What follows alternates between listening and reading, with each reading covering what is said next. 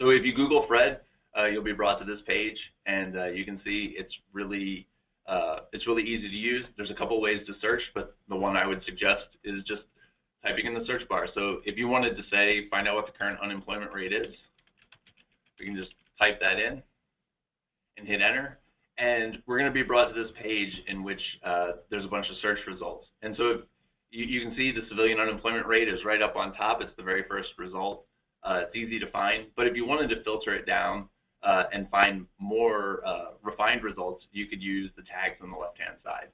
But I'm just going to go ahead and click on this. And here you find the civilian unemployment rate. Now this is the series page. It's where all the power of Fred is. Every single series in Fred has this page. It's exactly the same. We've got the civilian unemployment rate as the title, and then we have the current or the metadata about it. And so you can see the current observation is for June of 2015, 5.3%. A little further down we have the graph. It's interactive, so I can mouse over and see different observations over time. I can also zoom in.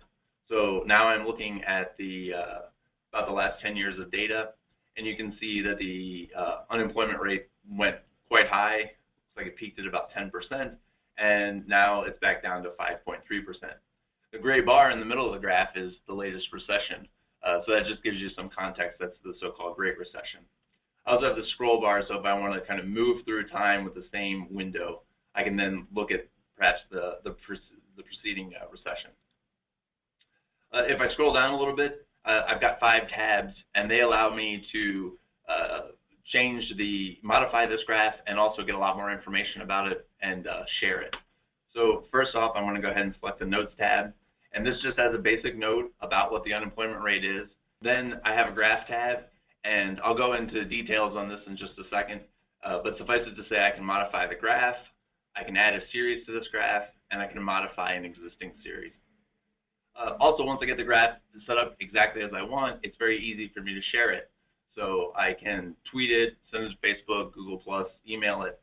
I also have this embed in website. And what this embed in website allows me to do is to take the graph just as you see it on the screen and embed it on my own website. You can also export the image, so common PNG and JPEG for the web. We also have SVG if you need it for print. And finally, we have a handy citation, which is kind of nice, reminder again that this is an aggregation website and this data is coming from the Bureau of Labor Statistics and via Fred, not from Fred. On the sidebar, you can download this data. You can also save this graph to your account. So we offer a free account.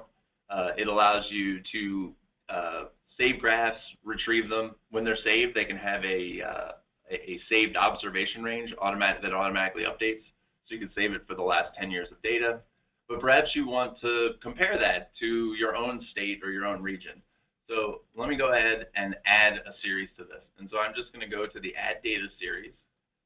And then I can type in a keyword here. And so now I'm just going to type in unemployment rate for Missouri. And you can see now it pops right up. It's the first option. I select it. I click Add Series. And now just that quickly, I've got the unemployment rate for both Missouri and the United States. Now I'm going to readjust the time range, and you can see that they've actually tracked quite closely together. So the red line is the unemployment rate for Missouri. The blue line is the unemployment rate for the U.S. And they tended to both rise during the recession and peak just after the Great Recession, and now they've fallen down. I can also, if I want just the data in here to do my own transformations or to make my own image, I can just click this Export tab and download as XLS. And then just that quickly, I've got the data to use, so the national unemployment rate and the state unemployment rate. And so here's one example from Business Insider where they're talking about the housing market, and you can see that they've used a Fred graph. And in this instance, they either took a screenshot or just used one of our images to download and put on the screen.